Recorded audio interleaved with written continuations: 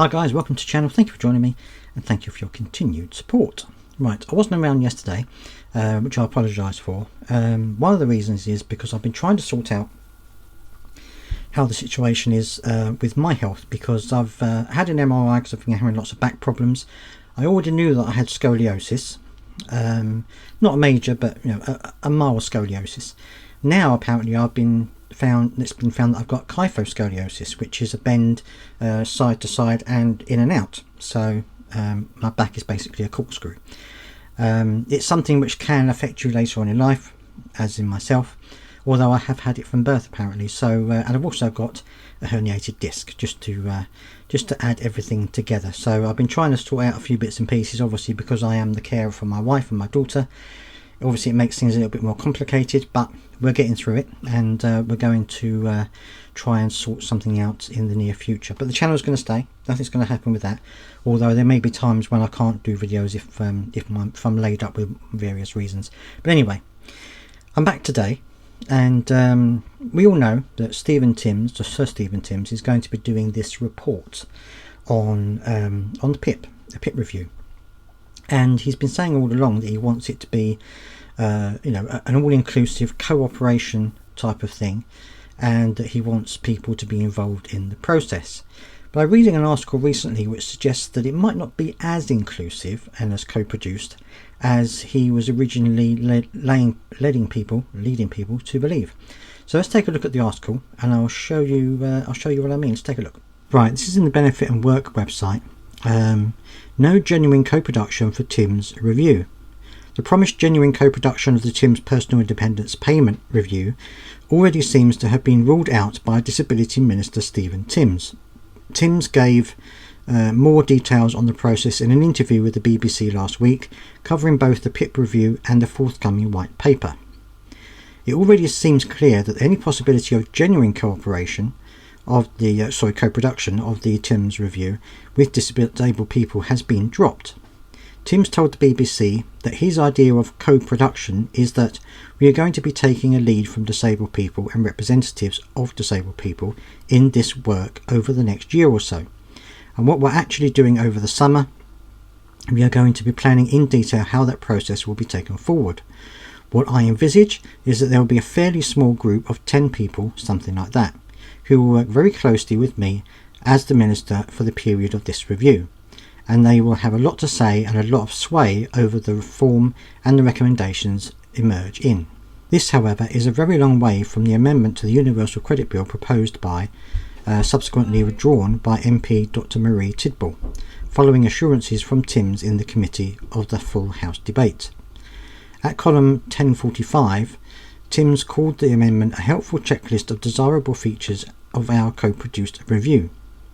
However, there is no indication that Timms intends to follow most of the items on that checklist.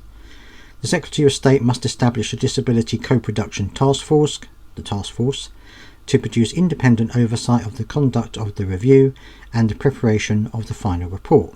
The task force must be provided with support by the Government Equalities Office, be chaired by an independent person appointed by the Secretary of State, have a majority of members who are disabled people or representatives of disabled people's organisations, and include such other persons or representatives of such organisations as the Chair considers irrelevant to the effects of the review and proposals developed for the purposes of subsection 3A.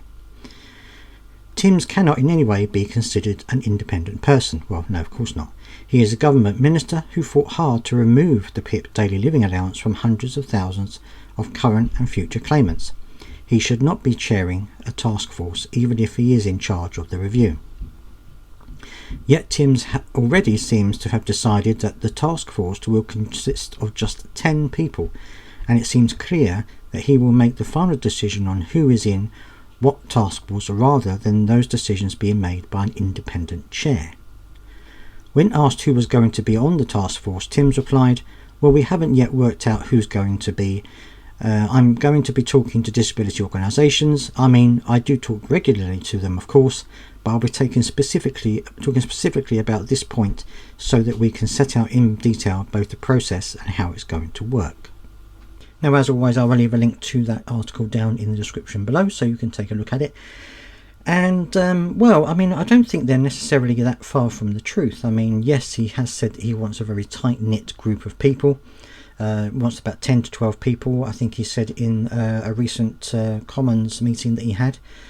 But of course, he did say originally in a committee that I think I showed you on this channel that he wanted to have a bigger group outside of that. Now, he hasn't mentioned that in this particular statement that he's made here, so whether it's just going to be that group of 10 remains to be seen. But I imagine, I mean, I do agree with what this article is saying. I think it should be led by an independent person, not by Sir Stephen Timms, because we know that he is, you know, his loyalties lie with the Labour Party, and we all know that he actually wants to just try and cut PIP if he can. And I'm also a little bit unsure about his motives, or certainly his feelings towards disabled people. So I would say that it should be done by an independent person. But even if it is done by Sir Stephen Timms, which it is, then I would hope that there are a mixture of charitable organisations and disabled people as well taking part in this, so to give a varied view, because obviously organisations do have a lot of experience with dealing with their particular disabilities, but of course you also want a more independent, a more personalised opinion by disabled people themselves. That's what I would be hoping, to have a broad spectrum of people from the disabled community, both charities and you know, people with disabilities themselves, in order to make this a fair thing. And while I would hope that this group of people would not put anything in the PIP review that would be necessarily dangerous to disabled people or potentially damaging to disabled people, it's very difficult to say exactly how this is going to go along, because let's face it, the government are doing this because I really do think they're doing this to save money. I don't think they're doing this to make our lives easier. So I think that they are going to be trying to save money in ways they possibly can. So exactly how much sway these disabled people and disabled organisations will have is yet to be seen. But I'd love to hear your thoughts down in the comments section.